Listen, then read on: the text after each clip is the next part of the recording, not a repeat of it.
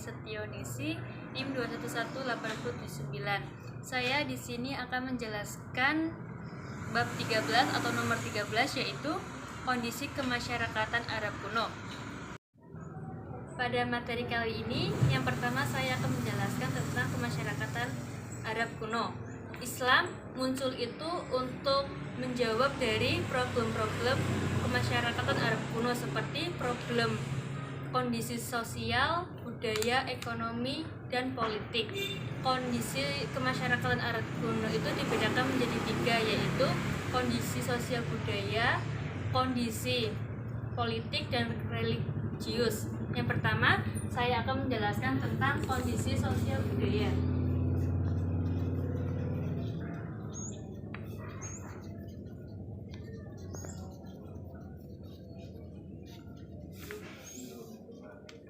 Pada kondisi sosial budaya ini, itu terdiri dari seperti zaman jahiliyah.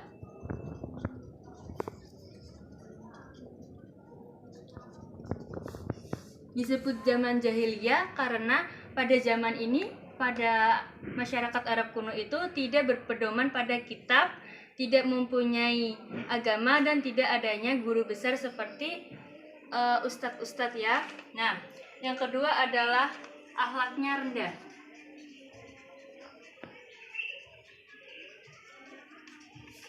Akhlak rendah di sini itu adalah krisis moral, maksudnya itu pada kemasyarakatan Arab kuno itu moralnya itu tidak terjaga atau tidak ada unggah-ungguhnya kepada yang lebih tua. Misalnya nih, ada seorang siswa sama ibunya itu kan pasti ada sopan santunnya. Nah, pada kemasyarakatan Arab kuno itu tidak ada sopan santunnya atau akhlak rendah.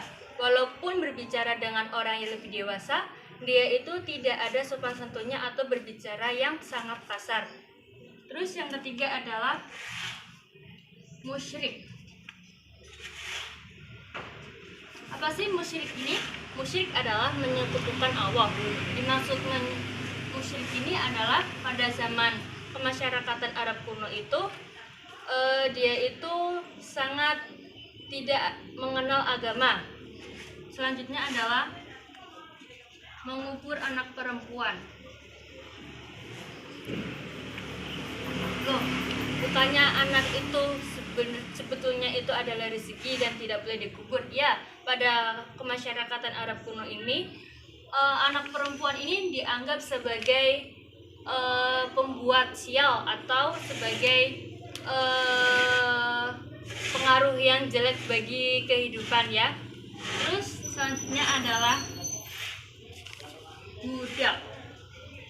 Pada zaman ini, budak wanita maupun budak laki-laki itu dilakukan secara tidak moral atau dilakukan secara tidak manusiawi. Apabila si budak itu seorang perempuan, maka diperlakukan oleh tuanya secara semena-mena atau diperkosa dahulu lalu dijual atau diperjualbelikan yang sangat rendah moralnya. Apabila budak laki-laki, dia itu akan dikerjakan paksa atau dibuat kerja namun tidak diupah. Terus yang terakhir adalah sering berantem. Pada bab kemasyarakatan Arab kuno ini, masyarakatnya itu sering berantem atau sering bertengkar sesama suku dan sering adu domba. Akibat adu domba ini akan memecah belahkan antara kedua belah pihak suku dan akan membuat suku itu berantakan. Bab selanjutnya yaitu tentang kondisi sosial politik. Pada kondisi sosial politik ini dibedakan menjadi tiga. Yang pertama adalah kondisi Kristen, Persia, Zoroastrian, dan Kerajaan Arab Selatan. Nah, kok dibedakan menjadi tiga? Ya, karena tiga itu adalah disebutkan sebagai tiga kekuatan dunia. Yang pertama adalah Kristen. Pada kondisi ini, bagian wilayahnya yaitu dari Laut Merah sampai Abyssinia. Lah, kok pada Kristen itu kok cuman wilayah ini? Ya, karena wilayah selanjutnya itu ada wilayah sendiri-sendiri. Dan yang kedua adalah Persia Zoroastrian atau disebut dengan Persia ya. Pada wilayah Persia ini dibagi menjadi sebelah timur Arabia.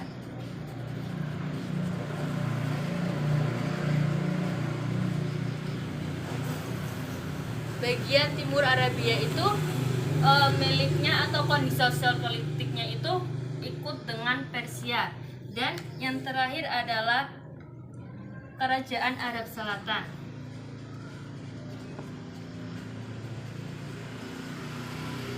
Pada kondisi sosial politik ini, Kerajaan Arab Selatan itu dibagi wilayahnya di sebelah Himyar.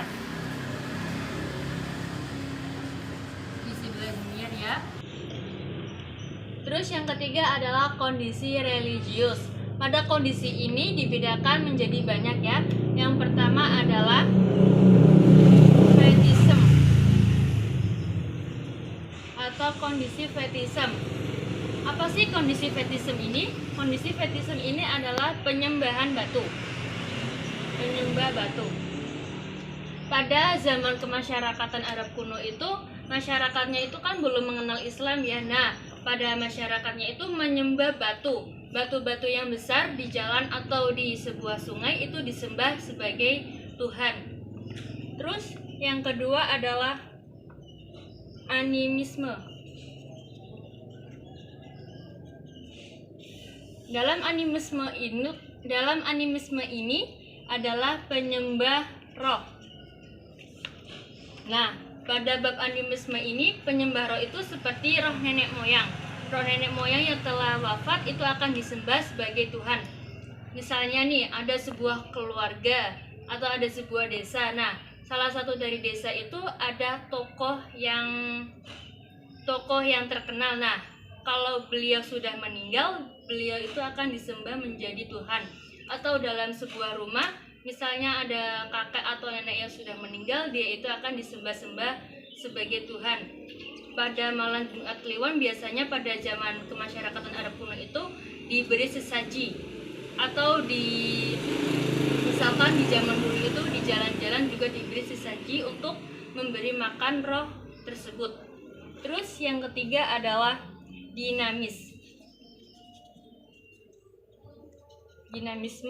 atau nenek moyang. Dinamisme sama animisme itu ada keterkaitannya sedikit ya, karena menyembahnya itu sama, yaitu nenek moyang. Pada zaman ini nenek moyang itu disembah atau diagung-agungkan untuk sebagai Tuhan kita, karena nenek moyang itu disimbolkan sebagai sebuah Tuhan yang sudah meninggal ya, seperti itu. Terus selanjutnya adalah totemisme atau burung. Pada kondisi ini burung itu disembah seperti burung galak atau burung yang besar ya. Itu disembah karena menurut masyarakat Arab kuno ini burung itu dilambangkan sebagai Tuhan karena dia itu terbang dan lebih besar dari manusia atau mempunyai kekuatan yang lebih besar dari manusia. Selanjutnya adalah Arotral. Arotral adalah menyembah langit, matahari, dan Venus. Lah, kok bisa sih manusia menyembah langit, matahari, dan Venus sedangkan ketiga benda ini adalah benda mati? Ya, sebelum mengenal Islam, masyarakat Arab kuno itu menyembah langit, matahari, dan Venus dikarenakan langit itu sangat luas sekali. Jadi masyarakatnya itu menyembah sesuatu yang luas. Terus matahari itu diyakini sebagai sumber kehidupan manusia, makanya pada saat itu dia itu disembah. Dan Venus, kok bukan planet lain yang disembah? Ya, menurut masyarakat Arab kuno itu Venus disebut sebagai Tuhan karena lebih bisa ditinggali manusia, kurang lebihnya seperti itu. Terus yang terakhir adalah monoteisme atau Tuhan. Tuhan di sini adalah bukan Allah ya, namun Tuhan di sini adalah seperti Tuhan yang lain atau Isa. Nah, selanjutnya adalah dalam kondisi kemasyarakatan Arab kuno ini telah dijelaskan Quran Surat Az-Zumar ayat 38. Isi kandungannya yaitu manusia itu disuruh untuk menyembah kepada Allah dan semua yang dilakukan ibadah itu karena ikhlas untuk Allah. Intinya semuanya itu hanya untuk Allah Subhanahu wa Ta'ala semata. Karena semua yang kita lakukan itu semata-mata hanya untuk Allah, atau semuanya itu harus ikhlas karena Allah. Mengapa begitu? Karena apabila kita melakukan sesuatu karena ikhlas kepada Allah akan mendapatkan pahala, walaupun kita melakukannya itu gagal ya, seperti kita memasuki jurusan pendidikan agama Islam di IAIN Pekalongan, namun kita itu gagal pada tes ujiannya. Nah, itu akan mendapatkan pahala apabila pada kondisi seperti itu kita itu semata-mata belajar itu hanya untuk Allah atau hanya untuk akhirat nanti ya, seperti itu.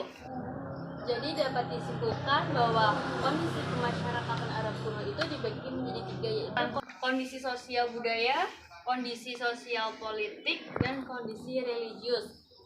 Poin yang pertama yaitu kondisi sosial budaya adalah zaman jahiliyah, Allahnya rendah, musyrik, dan mengubur perempuan, budak, dan sering berantem. Sedangkan poin kedua yaitu kondisi sosial politik itu adanya kondisi sosial politik Kristen, kondisi sosial politik Persia, dan kondisi politik Arab Selatan.